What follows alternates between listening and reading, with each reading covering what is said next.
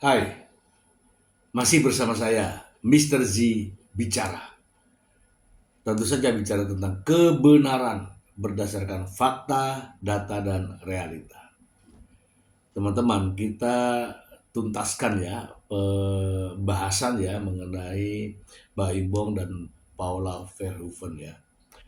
Eh, hari ini nih, menjelang satu hari pembacaan daripada putusan hakim di Pengadilan Agama Jakarta Selatan. Besok ya, tanggal 16 April 2025 adalah sejarah hidup dari Mbak Imbong dan juga Paula Verhoeven. Mungkin juga sejarah hidup bagi putra-putranya ya. Karena uh, di hari Rabu tanggal 16 April 2025 ini adalah di mana putusan hakim lah yang akan memisahkan rumah tangga mereka. Sebelum itu teman-teman, saya rada-rada miris melihat, membaca beberapa berita ya yang rame saat ini dengan adanya begitu banyak hakim yang ditangkap karena perbuatannya sendiri, yaitu menerima suap dalam eh, apa namanya mempengaruhi putusan, menerima suap untuk mempengaruhi putusan, dan ini rasa-rasanya ya eh, apa namanya ya kayak penyakit lama ya, penyakit lamanya para hakim. Begitu terima uang, putusannya berubah. Ya jangan sampai hal ini terjadi pada kasus atau peristiwa atau persoalan Mbak Imbong dengan Paula Verhoeven. Saya ada satu berita yang bisa saya membacakan untuk Anda. Mari kita simak beritanya berikut ini. Dari Banjarmasin Post ya. Kecurigaan Paula Verhoeven soal penyakit kejiwaan Mbak Imbong akhirnya terjawab. Ini hasil pemeriksaan. Dari judulnya ini ya. Ini kita ulas nanti ya. Banjarmasin Post, proses perceraian artis Mbak Imbong dan Paula Verhoeven selangkah lagi berakhir. Hasil perceraian hingga hak asuh anak dijadwalkan akan dibacakan pada tanggal 16 April 2025 alias besok ya. Humas Pengadilan Agama Jakarta Selatan Dr. Andes Haji Suryana SH mengatakan agenda kesimpulan baru akan digelar pekan ini. Kalau hasil tidak boleh Bapak sampaikan, kalau hari ini belum boleh. Hari ini baru kesimpulan, nanti tanggal 16 April nanti keputusan majelis hakim. Terkait siapa yang paling berhak mendapatkan hak asuh anak, khususnya anak di bawah 12 tahun. Suryana meyakini majelis hakim tidak akan lupa tentang unsur-unsur termasuk unsur undang-undang. Suryana menilai majelis hakim pasti akan menentukan hasil hak asuh anak tersebut sesuai dengan apa yang terbaik untuk anak. Kadang faktor normatif undang-undang tidak selalu dipakai. Karena apa? Karena sosiologisnya. Karena kan intinya the best interest of child. Begitu kan istilahnya, jelas Suryana. Artinya mana yang terbaik untuk saat ini, tegasnya. Artinya pihak Jakarta Selatan hingga kini belum bisa memastikan siapa yang akan mendapatkan hak asuh anak, Mbak Imbong ataukah Paula Verhoeven. Kalau menurut Anda siapa? Namun Suryana menjelaskan ada 3 pilihan yang saat ini tersedia mengenai hak asuh anak. Terbaru adalah diasuh secara bersama-sama.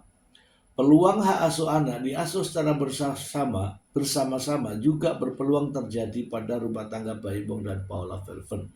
Hasilnya belum tahu, bahkan melihat kondisi anak bisa saja terjadi tidak dengan keduanya. Ada sekarang perkembangan terbaru joint custody. Jadi bebas mau dimanapun kan bisa tambahnya.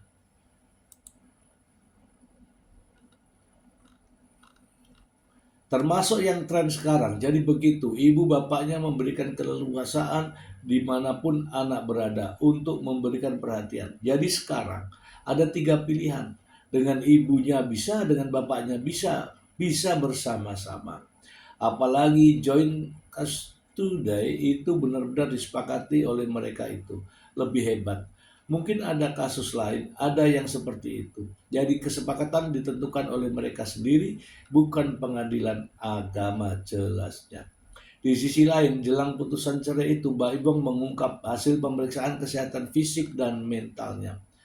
Hal ini seolah menjawab tudingan Paula Verhoeven bahwa dirinya mengidap NPD, Narcissistic Personality Disorder, atau gangguan kepribadian narsistik. Mbak Ibong menjalankan pemeriksaan kesehatan di Malaysia.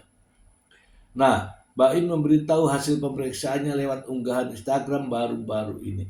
Dalam postingannya itu, Baim Bong sangat bersyukur hasil pemeriksaan kesehatannya. Dia mengaku kondisi fisiknya baik-baik saja, tidak menderita kanker sampai HIV.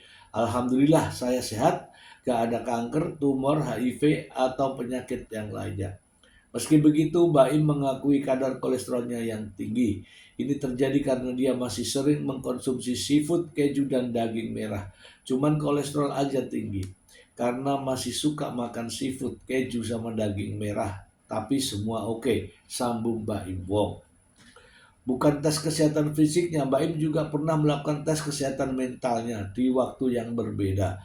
Dia mengaku tak memiliki penyakit mental apapun yang perlu dikhawatirkan, ujarnya. Di lain waktu saya juga sudah tes kejiwaan atau mental. Alhamdulillah saya pun sehat. Tidak ada penyakit mental yang perlu saya khawatirkan. Allah Maha Baik, jelasnya. Meski begitu, Mbak Imbong menyentil penyakit salah satu ranah privasi seseorang. Hal ini bisa saja merupakan luka bagi seseorang jika diumbar sehingga wajar bila disembunyikan. Bagi saya penyakit itu adalah privasi seseorang dan itu kadang merupakan luka bagi yang menderita. Kalau bisa jangan diumbar ke publik, rahasiakan, ujar Mbak Imbong. Pinter ya ngomongnya ya Mbak Imbong. Mbak Imbong pun menyarankan agar seseorang tak sembarang mengumbar penyakit yang diderita orang lain ke ranah publik. Mbak Imbong. Kalau selalu mengatakan bahwa sehat jasmani dan rohani, gimana? Di publik itu. Takutnya kalau benar kasihan orang tersebut bukan karena kita ingin menyembunyikan sesuatu, tapi karena itu menyangkut hak dasar seseorang, hak privasi, harga diri dan kendali atas cerita hidupnya. Menurutnya, penyakit bukan hanya soal seberapa bahaya atau beratnya, tetapi juga membawa beban emosional serta spiritual seseorang. Penyakit terutama yang berat atau berbahaya bukan hanya soal medis, ia membawa beban emosional, sosial, bahkan spiritual tambahnya. Oleh karenanya, pasangan biasanya menjadi tempat satu-satunya seseorang untuk bersandar ketika dunia terasa begitu kecil dikala dirinya menderita suatu penyakit. Ketika seseorang mengalaminya, dunia bisa terasa mengecil dan kadang satu-satunya tempat yang aman yang tersisa adalah pasangannya sendiri. Kalau gak punya pasangan gimana? Selain itu, dia meminta netizen memahami bukan perhatian publik yang dibutuhkan seseorang ketika jatuh sakit, melainkan perlindungan dan kesetiaan dari pasangannya. Kalau pasangannya gak ada gimana? Bayangkan saat seseorang berjuang melawan rasa sakit dan ketidakpastian, apa yang paling dibutuhkan? Bukan perhatian publik, tapi perlindungan, pemahaman, dan kesetiaan. Kalau sudah berpisah, bagaimana? Kemudian Mbak Imbong seolah menyindir seseorang. Kalau dibalikkan keadaannya, apakah seseorang mau penyakitnya dikasih tahu ke publik? Pasti jawabannya tidak. Ini hanya pandangan pribadi saya. Yang selalu mengumbar-umbar tentang adanya sehat jasmani dan rohani, siapa?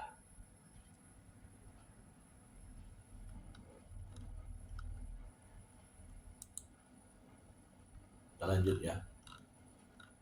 Sebelumnya Paula kembali menyindir sosok pengidap NPD. Ya, sosok pengidap NPD itu diduga Baim Wong. Narsistik NPD akan terus memancing dan menciptakan konflik lalu menghasut orang sekitarnya untuk percaya dan harus percaya bahwa dirinya adalah korban dan korban sesungguhnya adalah pelakunya. Narsistik butuh constant attention sekalipun harus menciptakan konflik dan memutarbalikkan fakta. Itu gak masalah sama sekali bagi narsistik. Jahatnya lagi, korban terbesarnya selalu orang terdekatnya yang justru peduli padanya. Tulis Paula ya. Kita bahas teman-teman. Itu adalah pernik-pernik ya setelah sidang terakhir, yaitu sidang pemeriksaan setempat. Pernik-pernik ini ya, ada ini ya, ada narsistik, ya kan? Ada unggahan Paula Verhoeven diberi waktu untuk anak-anaknya ketika lebaran hanya 2 jam. Kemudian ada balasan lagi Mbak Imbong terkait dengan uh, ini tadi ya, hasil pemeriksaannya. Kemudian ada lagi juga ya mengenai akses Paula Verhoeven, akunnya diblokir sehingga kesulitan untuk menemui anaknya ya teman-teman ya. Ini persiapan ya teman-teman ya. Bahkan mungkin surat keputusannya sudah jadi ya, namun tadi dari Humas Pengadilan Agama Jakarta Selatan menyampaikan akan dibacakan besok. Artinya masih ada 1 hari lagi menuju ke besok. Teman-teman, saya juga sampaikan di depan tadi bahwa saya merasa miris ketika melihat hakim-hakim yang tertangkap oleh Kejaksaan Agung berkaitan dengan isu suap. Isu suap ini miris ya, karena apa? Yang bekerja adalah pengacara yang menawarkan ya melalui paniteranya, kemudian paniteranya menyambungkan ke hakim sehingga putusannya berubah karena apa? Jelas ya, orang memberikan uang untuk menyuap, tujuannya adalah ada kepentingan di situ. Kepentingannya ya putusan hakim. Dan ternyata lagi-lagi hakim mampu dipengaruhi oleh uang. Kalau hakim dipengaruhi oleh uang, ini sudah berbahaya. Bukan lagi menegakkan keadilan, tetapi menegakkan keuangan. Ini yang repot. Ya, saya juga berharap ya, mudah-mudahan budaya-budaya mengenai hal ini terkait dengan uang dihentikan. Gajinya sudah begitu banyak, kehidupannya juga cuma antara kantor dan nggak begitu banyak, tapi kelihatan klimis ya, kelihatan paham hukum, tetapi hakim-hakim ini miris ya, otaknya itu hanya diisi dengan uang. Dan ada dari keprihatinan dari anggota DPR, miris sekali kalau hakim-hakim justru memperjualbelikan atau memperdagangkan kaitannya dengan putusan. Ngeri. Ya, harapan saya hakim di Pengadilan Agama Jakarta Selatan bersih dari apa yang terjadi ya. Tidak ada suap, normatif. Tidak perlu lagi mengotak-ngatik fakta, ya kan? Itu keinginan kita, keinginan kami, keinginan seluruh masyarakat Indonesia. Teman-teman juga masih ingat ya bahwa sidang yang kaitannya dengan Mbak Imbong dan Paula Verhoeven adalah sidang gugatan cerai yang terlama, ya, terribet, ya, terlalu banyak cuap-cuap di media. Ya, ini pengacara ini. Terlalu banyak cuap-cuap. Endingnya ada keinginan ya untuk menang, ada eh, emosi untuk menang. Padahal fakta-fakta persidangan beda, tapi di media selalu diramaikan.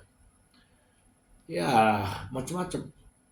Ya, teman-teman, kita kembali lagi ke proses persidangan bahwa sidang sidang itu maknanya adalah siapa yang mendalilkan wajib dialah yang harus membuktikan.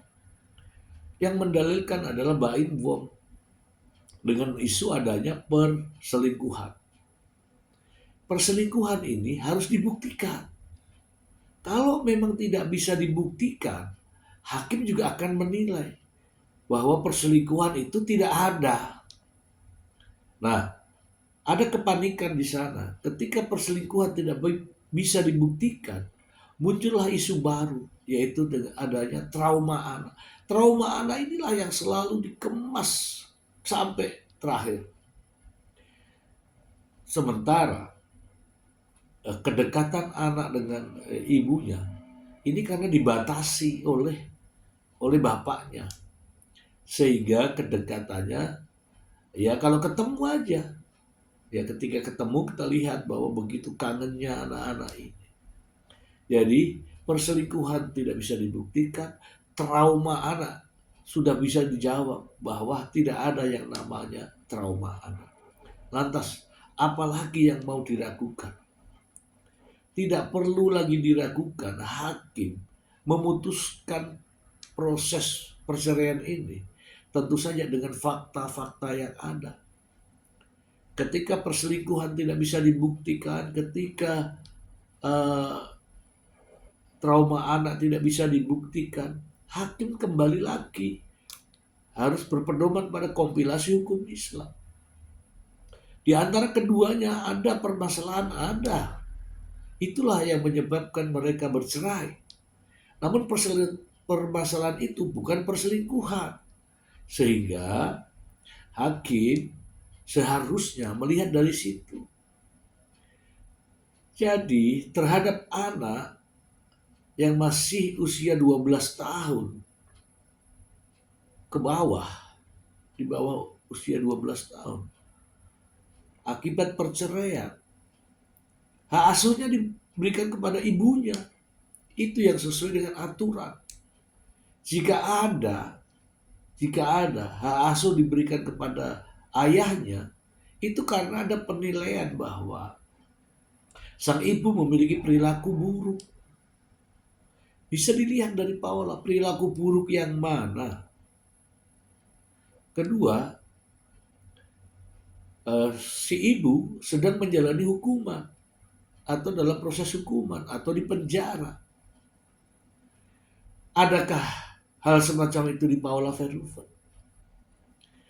Yang ketiga, si ibu ya mengalami gangguan mental kejiwaan. Adakah pada si ibu? Tidak ada. Nah, kalau tidak ada, normatif saja. Putusannya hak asuh anak diberikan kepada ibunya. Tidak usah aneh-aneh, tidak usah lain-lain. Karena apa? Timbul kecurigaan masyarakat nanti kalau aneh-aneh. Ya kan? Apalagi saat ini sedang ramai diperbincangkan hakim jual beli putusan. Hakim memperdagangkan putusan. Penerima suap. Untuk itu ya saya menghimbau kepada para hakim di Pengadilan Agama Jakarta Selatan, udahlah normatif saja ya, normatif saja apa yang ada di dalam keyakinannya diputuskan, namun tetap berdasarkan pada fakta-fakta hukum. Ketika bukti-bukti tidak mengarah ke sana, tidak bisa juga dibuktikan, ya sudah, kembalikan ke posisinya, yaitu kompilasi hukum Islam. Anak di bawah umur diberikan kepada ibunya.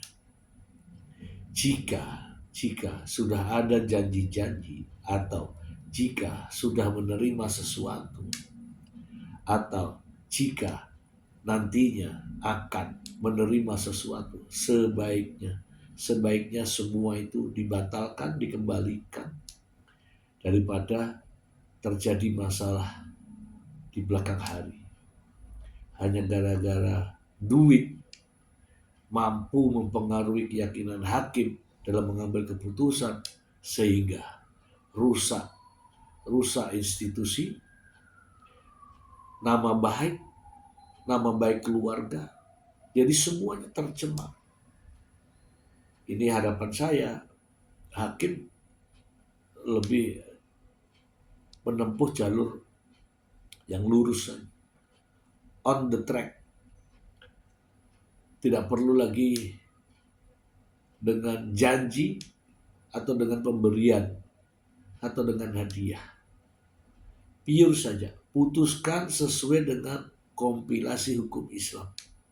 Yakin tidak ada yang mempermasalahkan, tidak terjadi gejolak di masyarakat, tidak menimbulkan kecurigaan.